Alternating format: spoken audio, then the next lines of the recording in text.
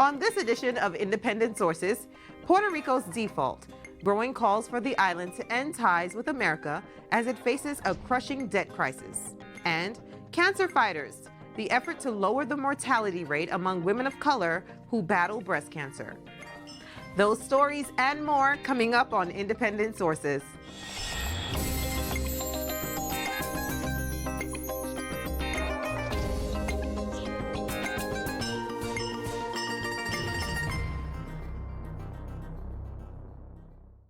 Welcome to Independent Sources, bringing you news from New York's ethnic and immigrant communities. I'm Abi Ishola. Puerto Rico's economy is in trouble, so much so that some are calling the island the Greece of the Caribbean. The country has no money to pay the $354 million debt it owes by December 1st. The government can't even pay its retirees' pensions. What's worse is that the island is getting no assistance from the mainland because the Obama administration's plan to help is getting no traction in a Republican-led Congress that does not want to restructure the Commonwealth's debt. It's a complex issue that some advocates say is getting very one-sided treatment in the mainstream U.S. media. Zyvis LeBron spoke to Baruch professor Hector Cordero-Guzman about what can be done to help the island, including the possibility of ending its long-time affiliation with the U.S. Professor, thanks so much for being on the show. What a pleasure. Thank you for having me. All right. So let's talk a little bit about Puerto Rico. Sure. Puerto Rico is at a crucial point in its history, in economics. Things look pretty bad. You know, some people are comparing it to what's been happening in Greece. Yeah. Okay. Let's try to talk briefly. Let's kind of set the scene for the audience, please. Puerto Rico right now is facing a number of crises at the same time, which is what makes it look like a tsunami, if you will. First is the fiscal crisis. The government over the last 30, 40 years has been borrowing money to not only invest in productive activities, but also to cover previous debts and deficits. It's like borrowing from one credit card to pay another. See, one thing is borrowing from a credit card to pay tuition for an academic degree, and the other, if you want to make a parallel between countries and people, which is not always adequate. Right, you're using a credit card to pay for another credit. But to help people understand the challenge, it's sort of like the equivalent of getting credit to pay for older credit, and that's never considered fiscally good, and over the long term, it really causes what we know now as the fiscal crisis. $72 billion debt that if you look over the next 30 years, Puerto Rico would have to pay north of $150 billion to pay it back. Because when you borrow money, you just don't pay the exact amount back. That's the principle. You pay interest, right? You pay interest on that, and that's where the borrowers make their money. That's why they have an interest in that debt being fully repaid. That's the fiscal crisis. Underlying this fiscal crisis is an economic crisis. Puerto Rico's labor market and economy collapsed before the U.S. big recession around 2005, 2006. Employment went down significantly, and it really hasn't recovered. So the consumer base, the earning base, the tax-paying base has not had the income over the last few years to support the government to pay back its debts. It has led to a social crisis, which is evidenced by high levels of unemployment, still a poverty rate over 45%, over 50% for children in Puerto Rico, and an out-migration that is reaching historical levels and levels that haven't been seen. I think the estimate for last year was in the order of between 70 and 80,000 people left the island, which is, again, levels that weren't seen since the 40s, which is one of the ways in which the crisis in Puerto Rico connects to the U.S. And by now, there are about 3.5 million people in Puerto Rico and over 5 million in the U.S. Right. So there's more people in the U.S. side than on the island, many who are still connected and care a lot about the island, which is why we hear about this crisis a lot in the U.S. Now, you wrote a report, kind of analyzing the situation, and one of the things you mentioned in the report was that you said that what's happening in Puerto Rico still directly impacts people in the United States. Yeah. How so? Puerto Rico is connected to the United States in a fundamental way. First of all, it is a territory of the United States, and the United States is in some ways responsible as the overseer, if you will, for the economic destiny of Puerto Rico. Number two, as I've mentioned before, there are over 5 million Puerto Ricans in the U.S., in New York, in Florida being the two largest polls, but also throughout New Jersey, Connecticut, Illinois, Texas. Right. And this is a population of U.S. citizens, 3.5 million on the island, 5 million in the U.S., that are connected through family ties, through commercial ties, through economic ties, through cultural ties, Right. through historical ties, through political ties. So Puerto Rico is not some far off over there place. Puerto Rico is very much a part of the U.S., or as the Supreme Court famously ruled once, it belongs to the United States, but it's not a part of the United States. So that basically creates a set of connections that are really important, which are some of the ones that we try to emphasize in the report. One of the things kind of coming out of the report, and one of the issues that's kind of being discussed right now, is this very notion of ending that long-term relationship with the United States as part of an effort to alleviate Puerto Rico's crisis. How is that going to work? Well, I mean, there are historically been three large or three views about Puerto Rico's relationship to the United States. On the one hand, there's a statehood movement, a group of people that believe that the solution to Puerto Rico's political and by consequence other types of problems is in becoming the 51st or 52nd, depending on whether some other territory gets there first, but becoming a state of the United States. Right. And what they see as full senatorial, congressional participation in the states. And there are some in Puerto Rico that believe the commonwealth status that we have now is quote unquote the best of both worlds, as U.S. citizenship and many of the protections of the U.S. without being fully subsumed, if you will, under U.S. law. And then historically, there's been a vibrant independence movement that sees that the best outcome for Puerto Rico is by becoming an independent nation, like many other Caribbean, Central American, and South American nations. Yeah, but even that comes with its own set of issues. But every one of these options has challenges, right? We now know that this Commonwealth status, which was presented as the best of both worlds and may have been in the 50s, is certainly not the best of both worlds in 2015. Because you have a very large group of people, 3.5 million U.S. citizens, like many others, who don't have really full representation. And there's something that strikes us 100 years ago, many, but in 2015, a vast majority of people as fundamentally unfair and undemocratic.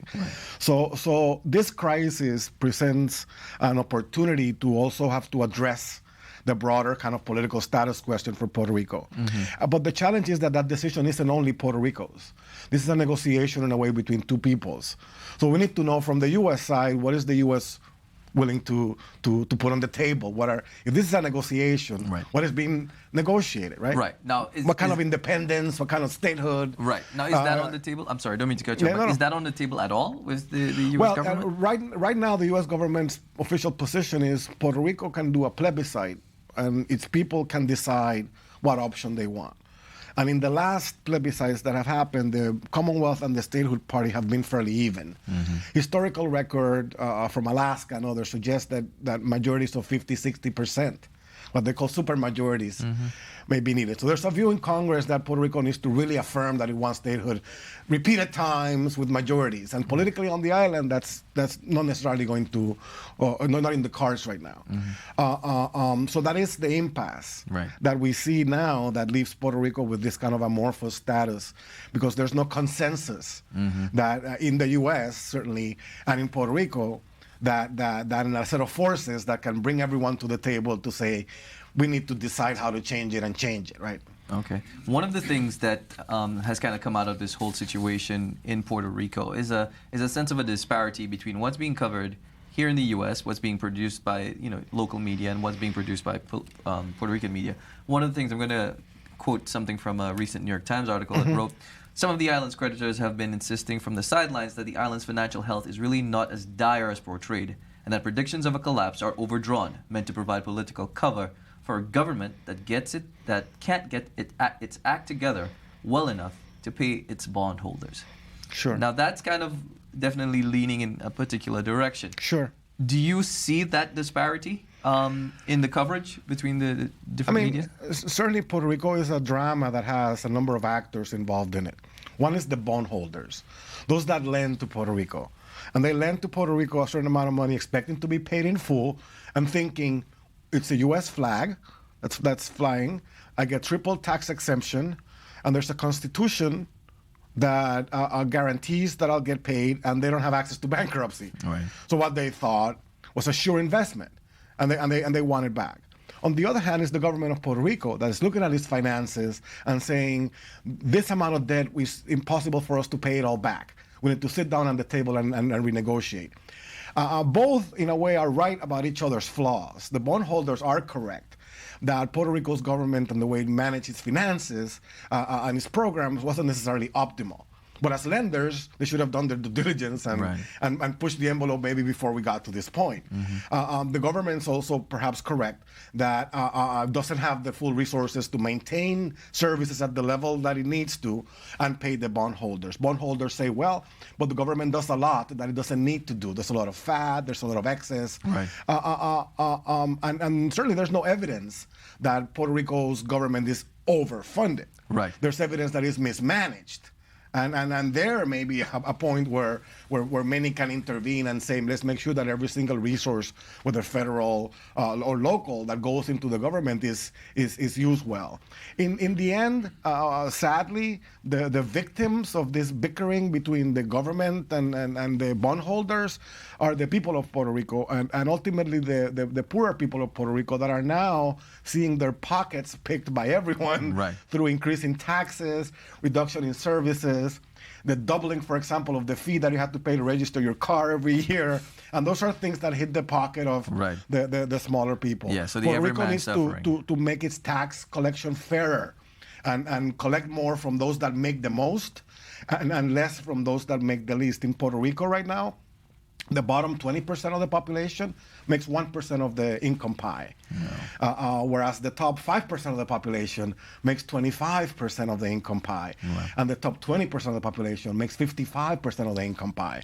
So there's an uneven distribution of the wealth in Puerto Rico, which needs to be balanced with fairer taxation so that everyone can then come afloat. Right now, I think bondholders to some extent are right that the Puerto Rico government can be more effective. And the Puerto Rico government is right that as things stand today and given the needs of the country in a recession, it doesn't have the resources to pay back, which is why in the report we recommend that we need an entity like the federal government to take a stand, bring everyone together, and ensure that there is some kind of a fairer adjudication of this challenge and that there's not a finger put on the scale on the favor of one side, say the bondholders, or really that the Puerto Rican government is not held accountable for what it needs to be held accountable for. This is just going to be the one last question because they're yelling at me to end.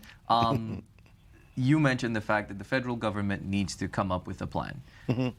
Is there any, like opening at the end of the tunnel that says that the federal government's going to do something to help Puerto Rico? It's the perfect storm in the sense that the timing is horrible. With an election year coming up, a divided presidency, House, Senate, that have been at each other's throats for the last 6-7 years, there doesn't appear to be consensus or a way to bring people together in the federal government either. So Puerto Rico and its stakeholders are divided. The federal government and its stakeholders are divided. And again, tragically, the victims of this are the people of Puerto Rico, which is why in our report we ask everyone to make sure that they put differences aside and without more pain, that they ensure that a solution is found. Because otherwise, again, who's going to suffer is those that can afford it the least. Right. That goes back to that old saying, a house divided cannot stand, right? Absolutely. All right. Collapse on itself. All right. And we'll bring that to ourselves if we don't get it together. All right, Professor. Thank you very much for your time today. It's a pleasure. Thanks for the time. Appreciate it. Still to come on the show, battling breast cancer in communities of color. Before that, Crystal Lowe has some other news. Thanks, Abby. Here's a look at some headlines from New York's ethnic and community media. 5 million New Yorkers now have better odds of being employed after the recent implementation of New York City's Fair Chance Law. The legislation requires employers to evaluate job candidates based on their merits before running a background check or asking about an applicant's criminal history. Color Lines reports that the initiative impacts private companies that have 4 or more employees. It requires employers to make a conditional job offer before they can inquire about an applicant's criminal history. If a company opts to rescind their offer, they must explain why. The employer must also leave the job vacant for 3 days, during which the applicant can question inaccuracies in the background check and explain why the conviction has no bearing on their work.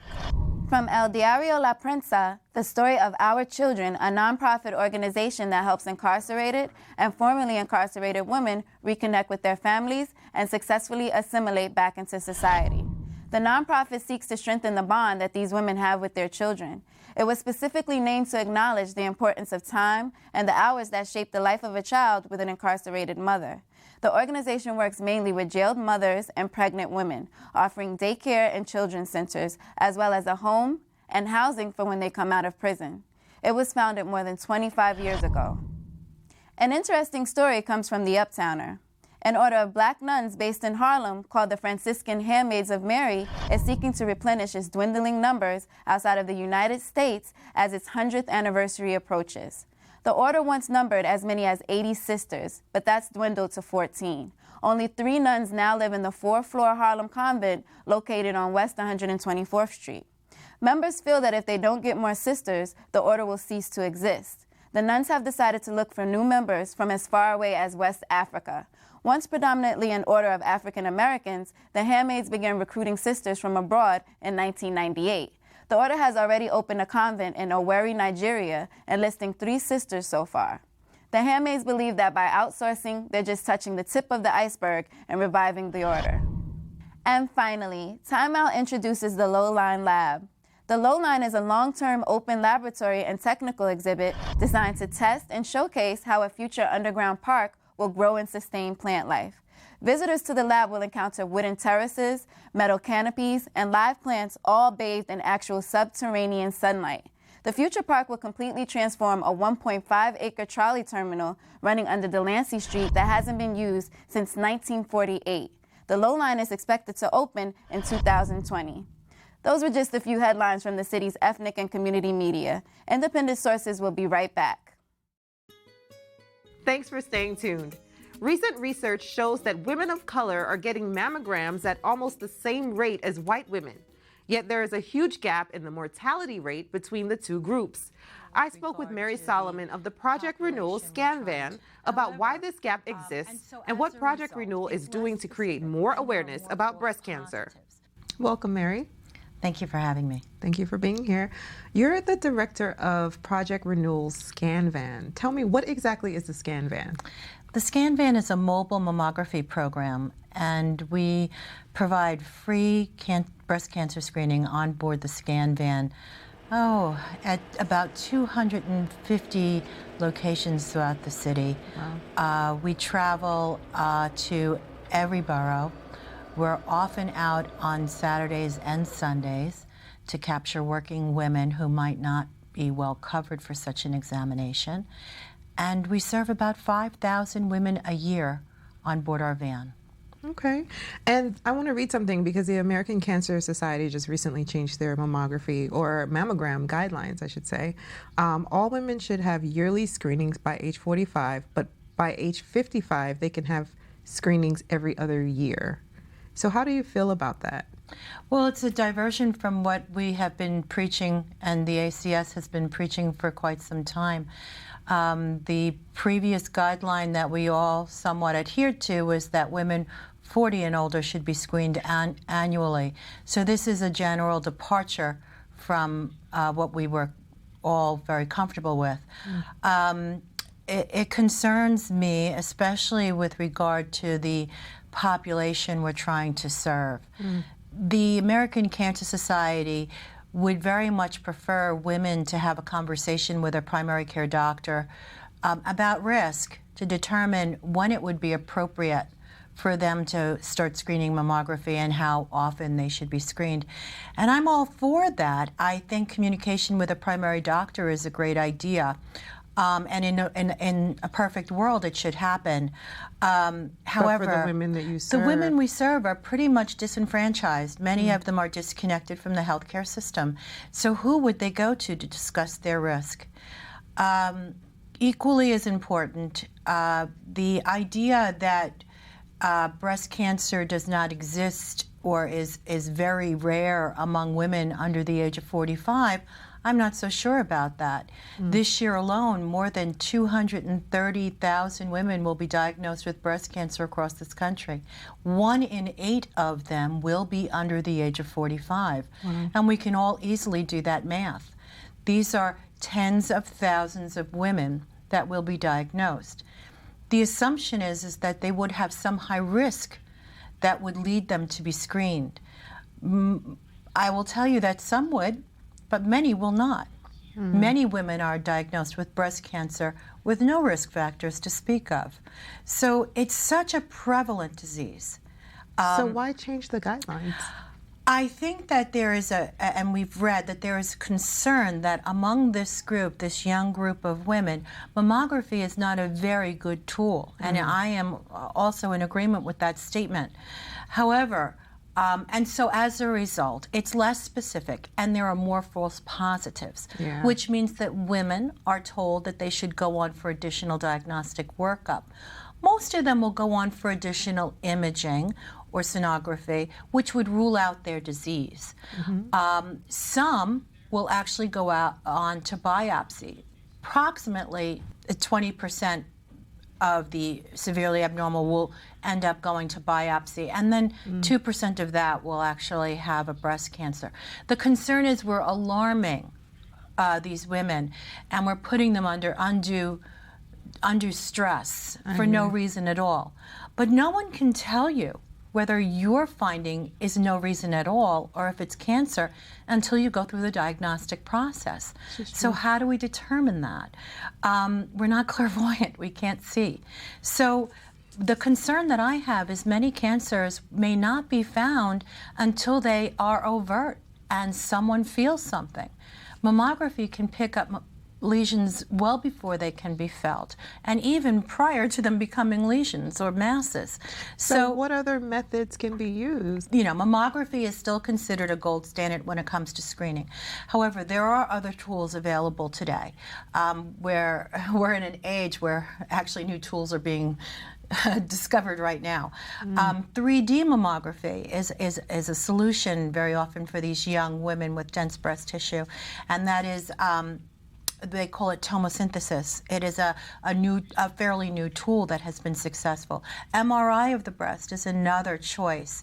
Coupling mammography and another tool like sonography can increase your accuracy. So there are other tools, and there are many more out there, gamma imaging to name one, that may very well provide us with more tools for these young women. The problem is these are expensive, more expensive examinations, and generally, for the screening of large numbers, this may be prohibitive. Okay. And the population you serve, largely black women, correct? The population that we serve is pretty widespread. Approximately 25% of our patients are going to be black, 25% are going to be Hispanic, and even another 20% or 21 or 22% will be Asian, and the remaining 17% will be Caucasian. The vast majority of the women we serve are either underinsured or not insured at all. We do have concerns that they have this lack of communication with professionals, but we also know that there's some groups, some specific groups that are more risk for early age breast cancers. Black women. And black women have higher rates of death. Black women have a higher rate of mortality. Yes, that's true. I can tell you, though, across the country, New York has done a great job in closing that disparity between white and black. We seem to be doing a pretty good job here in New York. Across the country, that disparity is much greater in large cities. Really? And one of the reasons for that is we have a wonderful program support through the New York State Legislature called the New York State Cancer Services Program. This is a wonderful grant program that allows us to reach out to that uninsured population and screen them and provide them with diagnostic workup and treatment if necessary. Yeah, well, thank you for your service, Mary, and thanks for being on the show. Thanks for having me. When we come back, unearthing some once unknown aspects of Filipino history and culture.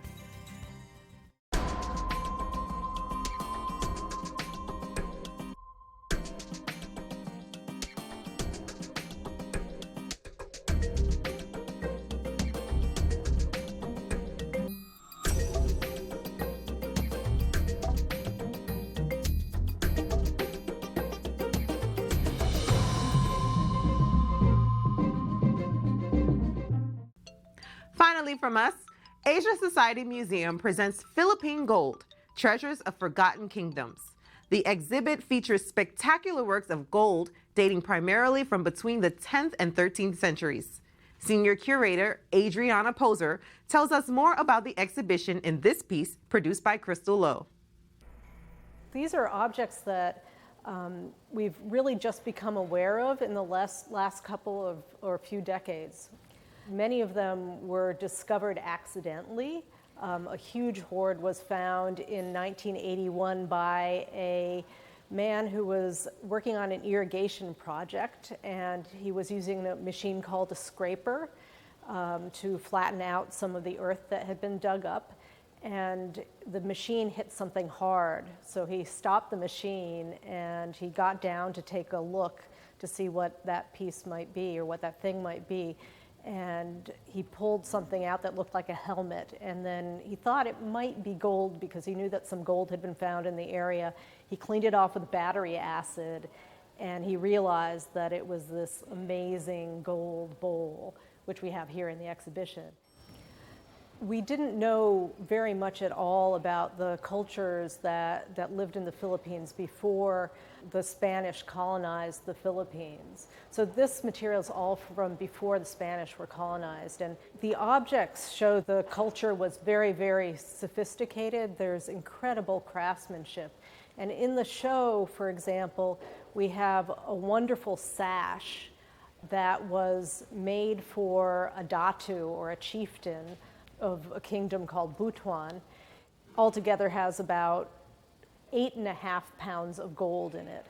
Very, very heavy, clearly kind of ceremonial regalia. This was a period of burgeoning trade in Southeast Asia. We know that these people in the Philippines were seafaring people. The area that a lot of this material was discovered is right on the coast, on a bay. Clearly they were trading with people not only as far away as China and India, but also with other people in the regions, people from Java, for example. You can see that the religions that are reflected in some of the images, Buddhism and Hinduism, we know came from India, but we can also see that there were local customs. For example, with relation to the mask, those were their own native burial customs. And we also see other objects that suggest that they had their own local ways of worshiping and religious beliefs. An interesting thing that we see in a lot of these pieces, they're not complete. For example, if there's a gold belt, there's a part of it missing, or it's clear the buckle's been cut off. That's because many of these pieces were originally found not in archaeological excavations, but by people who were digging for gold or digging for Chinese ceramics that were buried.